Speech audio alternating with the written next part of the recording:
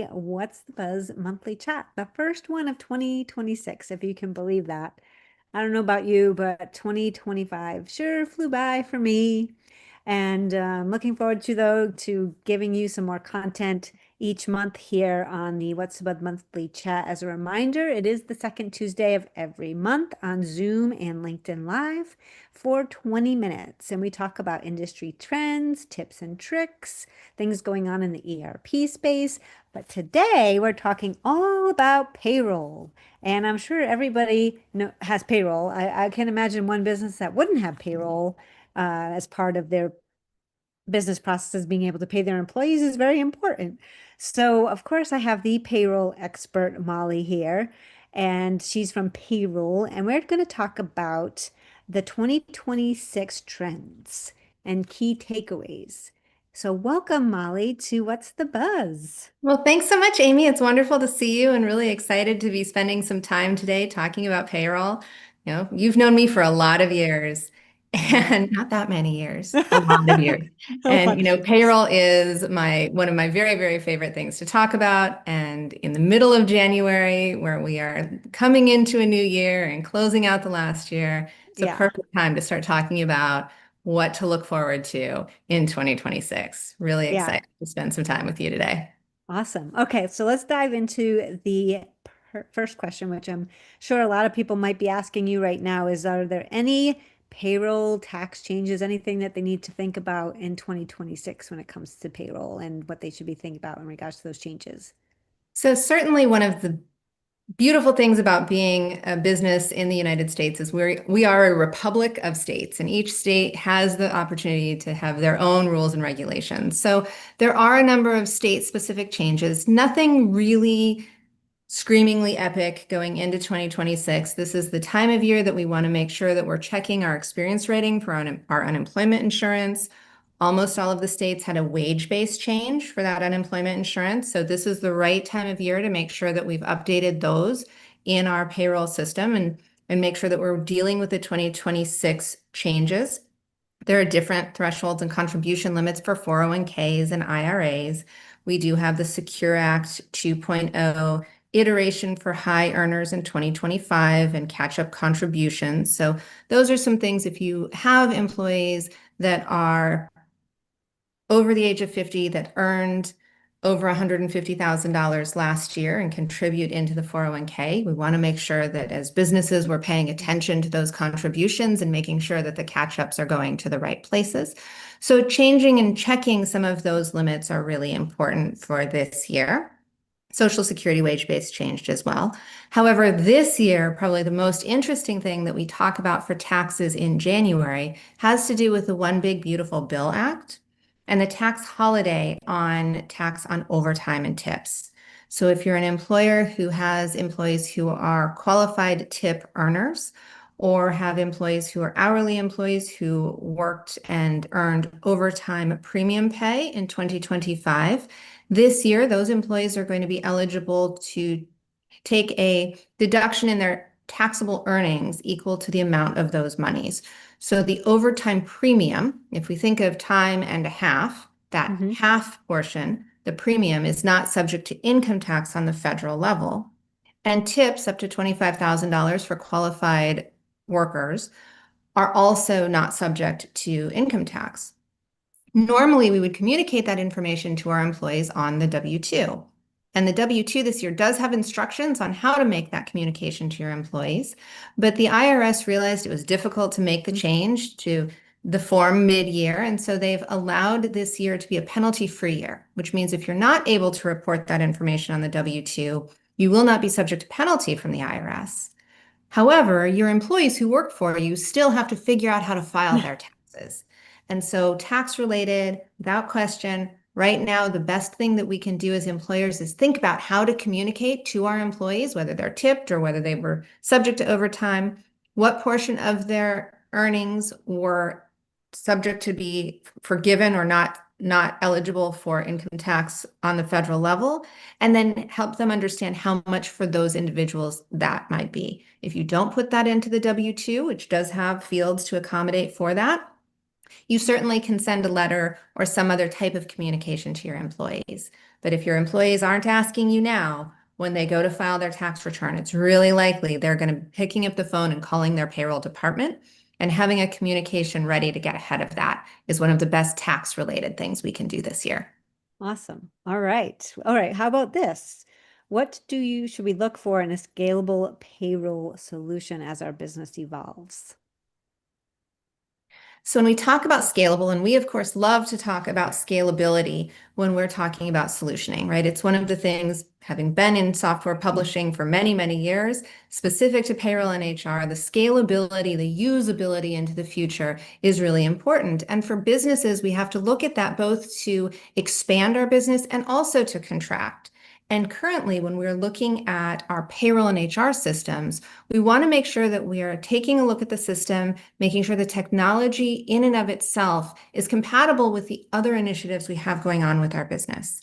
So we may have a payroll system that we've loved for very many years. It isn't broken. Let's not mess with it. However, as we move forward in some more advanced or efficient technologies in adjacent functions, maybe finance, maybe HR, maybe reporting, which is a really big one coming into 2026, dynamic reporting, our availability to be really analytical in our information, ensuring that our payroll systems are able to continue to be good citizens in our tech stack by being compatible with that new technology is probably the best thing we can do for scalability. Okay. So it allows us to recognize that it's not only is it working for us today in our organization in payroll or maybe payroll HR, but is our technology supporting our organization as a whole? And as a whole includes those other technologies that may be using some of the input that payroll produces each period. So I think that without question, it's not about does it understand taxes? It's not about can it do multi-state payroll? It's not about, I have employees in Canada. It's is the technology as a whole supporting what we need? All of those things are very important, and we spend a lot of time when we're evaluating both existing systems and future systems and trying to ensure that what we have to solve for is solved for by our technology and our workflows and our supporting functions. But the technology itself has to be able to scale with the larger scope of the business. And that means understanding, not just from a payroll perspective, but what that roadmap technology-wise looks like for our company. Okay.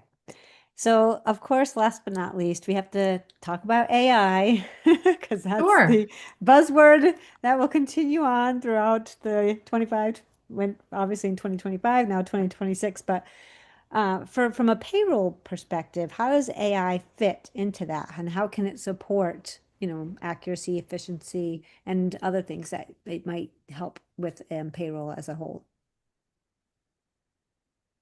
So just like in almost any place in business, AI is a tool.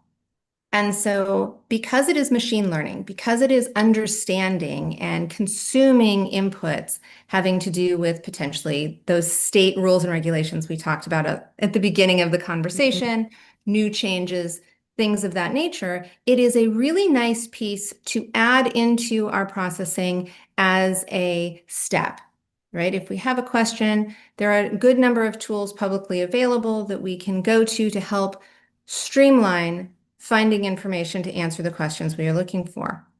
AI is not necessarily new in the payroll and HR technology stack. We've seen artificial intelligence, AI in our HR suite for a number of years, mostly around functions that are evaluating large sources of information coming into our organization that we want to consider with a much more narrow scope. And that first entry point is normally applicants. So applicant information coming into our system, reviewing large scale information on resumes, on applications, on qualifications, evaluating certifications, and then also on the background and identity check kind of side of those things. Hey, my applicants need to have these certifications. It's AI enabled to go out and ensure that those certifications are on record, are in place. And so that's actually been in our ecosystem for a good number of years. We've seen those types of tools start to feed into some of the additional functions, including payroll. So some AI involved in onboarding new employees, regularly checking for data integrity. So Mhm. asking a system to be able to review if W-4 settings have, so our withholding certificates have changed in the last 90 days, 60 days, if we have people that might be coming up on needing to renew an exempt W-4. Some of those pieces that are traditionally very manual in nature, where we're going through paperwork, we're going through records, with our human eyes looking at it, there's the opportunity now for tools built into our technologies to do a review of some of those pieces. The thing about AI and technology, whether it's payroll or another function, is it is not necessarily a work replacement item, right? It is a tool, it is an efficiency item. And on the payroll side, it's really important that we remember and recognize that when we're using those tools, we're using it just like we would use any other tool in our workplace toolkit. And we're doing that to ensure that we are doing the best work we can with the resources we have available. Just like when we moved from old green bar ledgers to doing payroll in a computer system, big step, right? Yeah. Moving from paper. This is a very similar kind of process. So the computer didn't take over the payroll process. We still have people that are evaluating and operating payroll. It brought efficiency, it brought the opportunity for us to have some error validation, things of that nature. We still depend on the professionalism and the knowledge of the people running the process Mhm. to ensure that that process is working for our business as we need it to be. There is no amount of AI that's going to replace the company's responsibility to be compliant to the state and federal laws and also to provide true, accurate, and timely payroll for their Mhm. employees. Right. It is it would payroll by nature is a series of rules, right? It's just a Yes. series of rules. That's how it works. There's not a whole lot of interpretation involved in it. And one of the reasons that payroll technology continues to be such a hot topic year over year and talking about growth and efficiency is it's not the technology that makes payroll easy or more challenging, but it is the people that are doing the work and then receiving the output of the payroll system, which is their pay. And it is the one-offs, the unexpected, the off cycle, the exceptions that cause much of our payroll complexity today. And until AI has the opportunity to prevent those one-off exceptions, it's still going to be incredibly important that the technologies that we choose are supporting our professionals and that we don't use the AI instead of education for our payroll and HR Mhm. teams within our organization. So Yeah. alongside AI in 2020, a really good opportunity in January to start thinking about how your technology can help support your teams, or if you are a payroll practitioner, how you can incorporate some of those items into your daily operation to make sure that you are buying yourself as much time as possible in your weekly, daily, monthly routines, but also make sure that we're still looking towards our continuing education in payroll practices and payroll best practices. Some excellent organizations out there. The American Payroll Association has a national organization, PayOrg, as well as regional locations, chapters throughout the country, putting out continuing educational information on a really ongoing basis. And the more that we can use that side of education, the more equipped we will be to take advantage of the AI that's coming into the payroll systems. Yeah, When we talked definitely. about scalability a couple of minutes ago, we talked about how our systems have to understand as we look forward what the company is going to be doing from a technological perspective. And for payroll, although we might see a slower adoption of big change AI in our payroll gross to net processing or our Monday through Friday work week, we will continue to see an increase in that AI on our HR suites because it is much more helpful when it is consuming concepts and ideas and trying to read through individual inputs. So understanding what the roadmap for our HR technology looks like and utilizing AI and how some of those inputs are going to be processed through the new efficiencies and layering that into our view forward, looking into our technology for the remainder of the year is a really nice way to go into 2026, thinking about AI, thinking about the scalability of our organization from a technological and a partnership position. So the payroll department is not a, a secular standalone group, Mm. but a more integrated part into the organization for 2026 and beyond. I love that. That's a great way to wrap this up. Do you use AI a lot for what you do or help educate AI to your clients? So I, for me, I'm I don't sorry. know. Did you ask if I use AI? Yeah. Do you Oh. like when you're helping clients with payroll or if they're asking you questions about AI and how they can use it within their payroll system, do you help with that?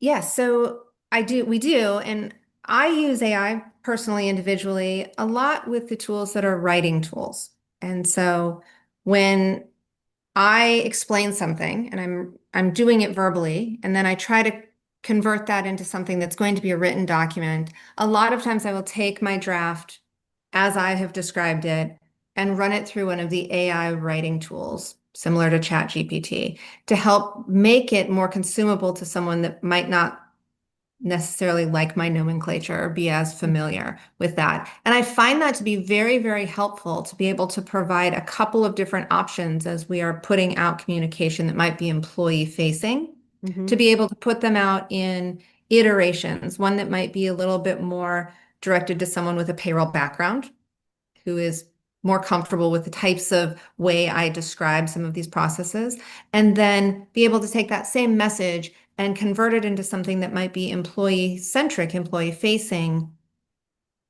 a little bit different view, because it's very hard for us to look outside of the way we speak when Mm-hmm. we are producing materials for a different audience. So that's probably the way that I use AI the most as we are working through workflows. And the other place we use it quite a bit is to evaluate multiple workflows and look for places that we have redundancy and overlap, and where those processes might not necessarily be in perfect alignment, where those processes might be actually producing a slightly offset output so that we are maybe not hitting 100% with Mm-hmm. those parallel workflows. So we find that to be very helpful, and it's like having just an extra set of really nice eyes that you Yeah. don't have to explain, too much background to. It is a very helpful tool. It is. That's for sure. All right. Well, I mean, you gave us a lot of information on payroll and the updates that we need to think about. So I hope everyone tuned in and I hope you all got some great value from this. And of course, ask us any questions in the LinkedIn live chat. We can certainly answer them there afterwards. But thank you so much, Molly, for being here talking all about payroll and the trends and things we need to think about in 2026. And thank you, everyone, It is for always my pleasure, and it's wonderful to see you. you too. And thank you so much, everyone, for joining us for the first What's the Buzz chat. Have a great day.